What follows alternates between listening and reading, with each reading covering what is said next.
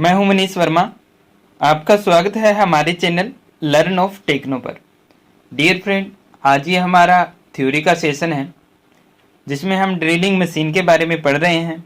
इससे पहले हमारी 2 क्लासें हो चुकी है। अगर आपने पहले का वीडियो वो नहीं देखा है, डिस्क्रिप्शन में आपको लिंक मिल जाएगा, वहाँ से आप इससे पहले का वीडियो वो वॉच कर सकते हैं। चलिए आगे देखते हैं ड्रिल मशीन की जो बाकी डिटेल्स और भी बची हुई हैं। बहुत सारी डिटेल्स में हम पढ़ेंगे, उनकी पूरी जानकारी हम लेंगे। तो कई क्लासें होने वाली है, हो सकता है 5-6 क्लासें हो जाए। चलिए आगे देखते हैं इसमें क्या दिया हुआ है। ड्रिलिंग मशीन का स्पेसिफिकेशन, इससे पहले हमने क्लियर कर लिया है। अभी ड्रिलिंग मशीन का स्पेसिफिकेशन हम देख लेते हैं। तो ड्रिलिंग मशीन का स्पेसिफिकेशन वो इस प्रकार दिया जाता है। यदि ड्रिल मशीन पोर्टेबल टाइप है तो केवल ड्रिल मशीन का नाम और उसमें अधिकतर जितने साइज का ड्रिल पकड़ा जाता है उसका साइज। यदि मशीन बिजली से चलने वाली है, यानी कि हमारी कौन सी स्टेशनरी टाइप है, बिजली से चलने वाली पोर्टेबल और स्टेशनरी दोनों ही होती है। तो यदि बिजली से चलने वाली है तो बिजली की मोटर की क्षमता इत्यादि, जैसे कि hand drill press 6 millimetre size की, रेचेट ब्रेस 12 मिलीमीटर साइज की, portable electric drill press 220 voltage की 12 मिलीमीटर साइज की। ठीक है। यदि ड्रिल मशीन है वो स्टेशनरी टाइप है तो उसका विवरण है वो थोड़ा अलग रहता है। उसका विवरण भी हम देख लेते हैं किस प्रकार से उसका स्पेसिफिकेशन है वो दिया जाता है। तो उसमें क्या दिया जाता है, इसमें दिया जाता है स्पिंडल सुराख का मानक टेपर नंबर, यानी कि जो स्टैंडर्ड टेपर नंबर होता है उससे, जैसे कि मोर्स टेपर 2 से 3 नंबर का। ठीक है। बेल्ट ड्राइव या गियर ड्राइव है। स्पिंडल या बेल्ट के बीच में अधिकतर वर्टिकल दूरी कितनी है। टेबल का साइज व आकार क्या रखना है। स्पिंडल के सेंटर से पिलर तक की दूरी कितनी रखनी है। स्पिंडल की गतियों की संख्या या आरपीएम, चक्कर प्रति मिनट, राउंड प्रति मिनट कितने हैं। ठीक है। ये क्या है, पूरी डिटेल्स है वो उसके अंदर हमें देखनी होती है। आगे देख लेते हैं आगे इसमें क्या दिया हुआ है। आगे इसमें क्या दिया हुआ है डियर फ्रेंड, थोड़ी सी डिटेल और देख लेते हैं। ऑटोमेटिक फीड मैकेनिज्म है या फिर मैनुअली है, ये भी हमें देखना होता है। बैक गियर है या रिवर्स गति की व्यवस्था है, क्योंकि बैक गियर या रिवर्स की गियर की व्यवस्था होती है तो उससे क्या हम टेपिंग रिमिंग वगैरह भी कर सकते हैं ड्रिल मशीन के द्वारा। मोटर की अश्व शक्ति हॉर्स पावर कितनी है। रेडियल ड्रिलिंग मशीन में आर्म की लंबाई तथा पिलर का व्यास, मशीन का कुल भार तथा शतान जितना वह घेरती है। ड्रिलिंग मशीन की स्पीड किन किन बातों को ध्यान में रखना चाहिए, यानी कि ड्रिलिंग मशीन की स्पीड है वो किन किन बातों को ध्यान में रखकर निर्धारित की जाती है। वेरी इंपॉर्टेंट क्वेश्चन है डियर फ्रेंड, अगर आप नोट करना चाहते हैं साथ साथ में नोट कर लीजिए, बहुत ही इंपॉर्टेंट क्वेश्चन है। ठीक है। नेक्स्ट इसमें क्या दिया हुआ है देखते हैं। धातु की कठोरता के अनुसार, फर्स्ट क्या है, धातु की कठोरता, हार्डनेस ऑफ मेटल के अनुसार। यदि धातु अधिक कठोर हो तो ड्रिल की स्पीड है वो कम रखी जाती है। यदि धातु अधिक हार्ड है तो क्या स्पीड है वो कम रखी जाएगी, जबकि नरम धातु के लिए, सॉफ्ट धातु के लिए स्पीड है वो अधिक रखी जाती है। ठीक है। ड्रिल का व्यास, यदि ड्रिल का व्यास बड़ा है तो उसके लिए स्पीड कम, और यदि व्यास छोटा होगा तो स्पीड अधिक रखी जाती है।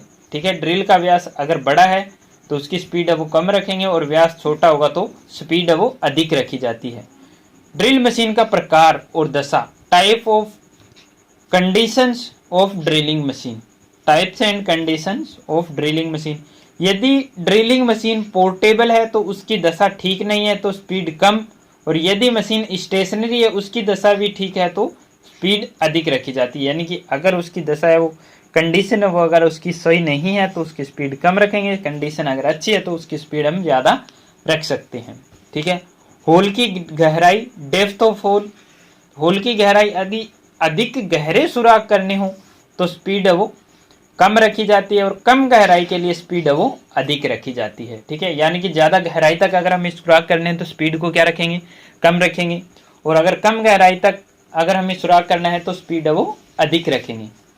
कूलेंट की व्यवस्था, कूलेंट की व्यवस्था अगर है या नहीं है। यदि कूलेंट की व्यवस्था हो तो स्पीड अधिक, यदि न हो तो स्पीड है वो कम रखनी चाहिए।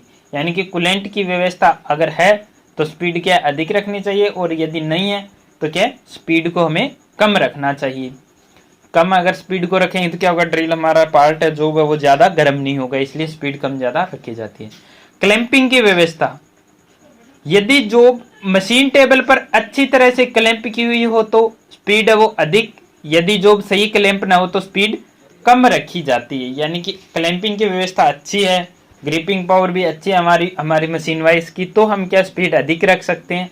अगर ग्रिपिंग पावर कम है या फिर जो हमारी व्यवस्था है वो सही नहीं है तो क्या है, हम उसकी स्पीड है वो कम रख सकते हैं ड्रिलिंग मशीन की। ठीक है डियर फ्रेंड, ये जो 5 से 6 पॉइंट है ये बहुत ही इंपॉर्टेंट है, इनको आप थोड़ा सा माइंड में रख लीजिएगा। बहुत बार क्या इसमें से क्वेश्चन आपसे पूछ लिया जाता है, उसके बाद आप कंफ्यूज हो जाते हैं।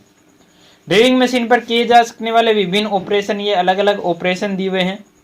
इसमें क्या है, ड्रिलिंग कर सकते हैं, रिमिंग कर सकते हैं, counter sinking, counter boring, spot facing, tapping, trepanning और बोरिंग इत्यादि। इनके क्या फिगर्स आपको मालूम रहने चाहिए। कई बार क्या होता है एग्जाम में फिगर दे दिया जाता है, पूछ लिया जाता है कि कौन सी क्रिया की जा रही है या कौन सा ऑपरेशन किया जा रहा है। तो फर्स्ट में क्या ड्रिलिंग की जा रही है, काउंटर सिंकिंग किया जाता है काउंटर संक टूल से, counter boring counter bore tool से किया जा रहा है, ये बोरिंग किया जा रहा है काउंटर बोर टूल से, बोरिंग टूल से।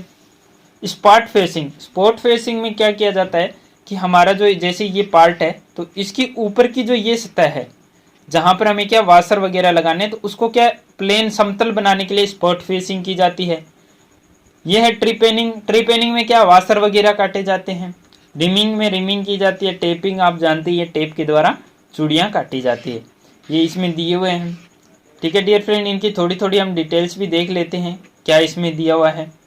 ज़्यादा जानकारी नहीं है, मेन बस पॉइंट दिए हुए हैं, वही थोड़ा थोड़ा एक बार रीड कर लेते हैं। ड्रिलिंग क्या होती है, तो इस प्रकार की क्रिया या ऑपरेशन में ड्रिल को मशीन में फिट करके धातु में आर पार, थ्रो आउट और ब्लाइंड होल बनाए जाते हैं। ब्लाइंड होल भी हम ड्रिलिंग के द्वारा कर सकते हैं और थ्रो आउट होल कौन सा होगा, जिसमें आर पार हमें दिखाई दे रहा होल के अंदर से, और ब्लाइंड होल होगा जिसके होल के अंदर से क्या आर पार दिखाई नहीं देता है। नेक्स्ट है हमारा रिमिंग। ड्रिल द्वारा किए सुराख को मशीन रिमर द्वारा सही साइज और उच्च फिनिशिंग में तैयार किया जाता है। यह सुराख बहुत ही शुद्ध होता है। यानी कि ड्रिलिंग के बाद हम क्या करते हैं, रिमिंग करते हैं ताकि होल को क्या हम शुद्धता में तैयार कर सके, उसके बर वगैरह को साफ कर सके, उसको सही साइज में हम बना सके। काउंटर सिंकिंग, इस क्रिया में ड्रिल होल को उसके सिरे पर तिरछा किया जाता है। काउंटर सिंकिंग, काउंटर बोरिंग, इनके बारे में क्या थोड़ा सा क्लियर होना चाहिए, कंफ्यूजन नहीं होना। इनमें क्या स्टूडेंट्स ज्यादातर कंफ्यूज हो जाते हैं। काउंटर सिंकिंग यानी कि शंकु का नाम आता है, वहां पर क्या करेंगे, किनारों को तिरछा करेंगे। तो काउंटर बोरिंग, बोर का नाम आता है, वहां पर क्या करेंगे, होल के किनारे को बढ़ाया जाएगा। ठीक है, तो क्या इस क्रिया में ड्रिल होल को उसके सिरे पर तिरछा किया जाता है ताकि काउंटर सिंक स्क्रू जॉब की सतह के नीचे या समतल फिट किया जा सके। इसके लिए काउंटर सिंक ड्रिल होल के बड़े साइज का ड्रिल जिसका व्यास फिट किए जाने वाले स्क्रू के हेड के व्यास के बराबर होना चाहिए, जिससे क्या हम काउंटर सिंकिंग ऑपरेशन है वो कर सकते हैं। काउंटर सिंक टूल के द्वारा भी हम कर सकते हैं, या फिर क्या हम बड़े साइज का ड्रिल ले सकते हैं जिसका क्या होगा, काउंटर वाला जो साइज होगा काउंटर सिंक वाला वो क्या रहेगा, हमारे स्क्रू के साइज के बराबर का रहता हो, तो उससे भी हम कर सकते हैं। नेक्स्ट है काउंटर बोरिंग। इस क्रिया में सुराख का एक सिरे का व्यास है वो बड़ा किया जाता है। अब काउंटर बोरिंग में क्या है, एक सिरे का व्यास है वो बड़ा किया जाता है, और काउंटर सिंकिंग में ड्रिल होल को उसके सिरे से तिरछा किया जाता है।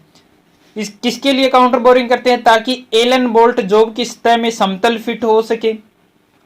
इसके तल की सतह समतल करनी पड़ती है, इसके लिए ड्रिल होल से बड़े साइज के ड्रिल का प्रयोग किया जाता है जिसका व्यास बोल्ट हेड डायमीटर के बराबर या कुछ बड़ा हो, या फिर काउंटर बोरिंग टूल का भी यूज हम कर सकते हैं। ठीक है डियर फ्रेंड, नेक्स्ट हमारा क्या है, नेक्स्ट हमारा 5 नंबर में है स्पॉट फेसिंग। अब स्पॉट फेसिंग में क्या होता है, जैसे कि मैंने बताया था स्पॉट फेसिंग में आपको क्लियर किया था कि क्या बिल्कुल प्लेन सतह बनाने के लिए स्पॉट फेसिंग की जाती है। तो इस क्रिया में सुराख की ऊपरी सतह को साफ किया जाता है तथा दूरी के साथ 90 डिग्री के कोण पर समतल बनाया जाता है।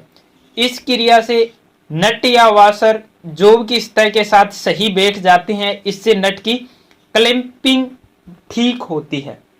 इससे क्या होता है, नट और वाशर है वो क्या है बिल्कुल प्लेन में सही समतल में बैठ जाते हैं, प्रेशर है उनसे सही लगता है। ठीक है, नेक्स्ट है हमारा 6 नंबर टेपिंग।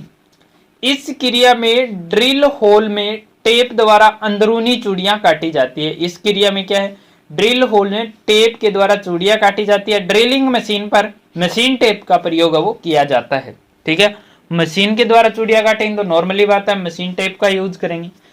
टेपिंग क्रिया वो रिमिंग के बाद की जाती है। ठीक है, नेक्स्ट है ट्री पेनिंग। अब ट्री पेनिंग है, ये बहुत ज्यादा पूछ लिया जाता है, बहुत बार पूछ लिया जाता है, बहुत से स्टूडेंट कंफ्यूज हो जाते हैं ट्री पेनिंग। तो इस क्रिया में ड्रिलिंग मशीन द्वारा सीटों में से एक गोल वासर काटी जाती है। ट्री पेनिंग क्रिया किसके लिए की जाती है? गोल वासर काटने के लिए। इसमें प्रयोग के लिए औजार के दोनों कटिंग पॉइंट्स होते हैं। दो क्या होते हैं? कटिंग पॉइंट्स होते हैं, जो बीच की धातु को नहीं काटते बल्कि वासर बड़े व्यास की काटते हैं। यानी कि इसमें क्या होता है, औजार जो होता है, एक जो टूल होता है हमारा, उसके क्या होता है, बीच में एक रोड होती है, जो ड्रिल द्वारा किया होल है उसके अंदर चला जाता है। उसको हम क्या बोल सकते हैं? पायलट भी बोल सकते हैं। और साइडों में क्या होता है, दोनों तरफ हमारा क्या होता है, उसमें कटिंग पॉइंट होते हैं। दोनों तरफ क्या होंगे? साइडों में कटिंग पॉइंट होते हैं, तो वो घूमते हुए कटिंग करेंगे। बीच में क्या होगा? बीच का भाग खाली रहेगा, तो वहां से कटिंग नहीं हो पाएगी, तो क्या हमारा वासर निकल जाएगा। नेक्स्ट है बोरिंग। नेक्स्ट क्या हमारा? बोरिंग।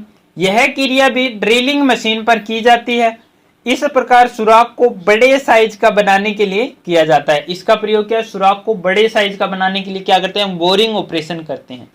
अब एक काउंटर बोरिंग था। काउंटर बोरिंग में ड्रिल होल को एक किनारे को बड़ा किया जाता है। जो हमारा होल होता है, सुराख होता है, उसको एक किनारे से थोड़ा सा बड़ा करने के लिए काउंटर बोरिंग टूल का यूज करते हैं। लेकिन बोरिंग टूल जो होता है उसका यूज हम कहां पर करते हैं? होल के पूरे होल का व्यास को क्या बड़ा करने के लिए किया जाता है, जिसके लिए बोरिंग टूल का प्रयोग किया जाता है। यह क्रिया तभी की जाती है जब उस साइज की ड्रिल है वो उपलब्ध नहीं होती। यानी कि जो हम बोरिंग टूल है या फिर जो हम कोई होल बना रहे हैं, उस साइज का हमारे पास ड्रिल अवेलेबल नहीं है। ठीक है, तो हम क्या करेंगे? पहले उससे छोटे साइज का एक ड्रिल होल कर लेंगे। उसके बाद क्या है, हम बोरिंग टूल के द्वारा क्या उसको पूरे साइज में हम आसानी से बना सकते हैं। ठीक है डियर फ्रेंड, नेक्स्ट हमारा टेप ड्रिल साइज ज्ञात करना। ठीक है, determine the tape size of drill. तो टेप ड्रिल साइज हम ज्ञात करेंगे नेक्स्ट वीडियो में। आज की वीडियो में बस इतना ही। वीडियो अगर आपको अच्छा लगता है तो ज़्यादा से ज़्यादा आप इसे शेयर कर दीजिएगा। ठीक है डियर फ्रेंड, और याद रखिएगा हर शाम 6 बजे आपको मिलेगा एक नया क्वेश्चन हमारे क्वेश्चन क्विज में, और हर शाम 8 बजे एक नया वीडियो मिलेगा ओनली ऑन ITI से रिलेटेड हमारे चैनल पर। जैसे कि अभी ड्राइंग और हमारी थ्योरी की क्लासें चल रही है, जल्दी मैथ की क्लासें भी अवेलेबल होने वाली हैं। लेकिन डियर फ्रेंड, मैथ में आपको कुछ पर्टिकुलर क्वेश्चन ही करवाए जाएंगे, उसी टाइप के क्वेश्चन आपको क्या एग्जाम में ज़्यादातर देखने के लिए मिलते हैं।